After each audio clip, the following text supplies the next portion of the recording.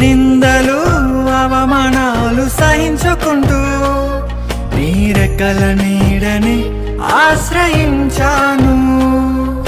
నీ వాగ్దానములను చేతపట్టి నీ ముఖముపై దృష్టి ఉంచినానయా.